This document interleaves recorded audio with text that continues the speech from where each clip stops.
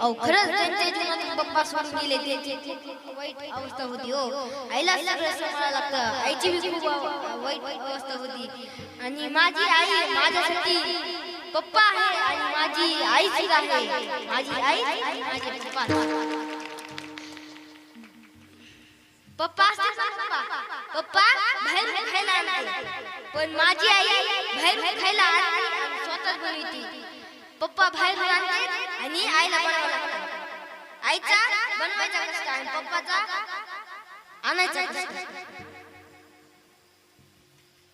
सांगतो एक, आई माझी मायेचा सागर लाती रे जीवनाकार.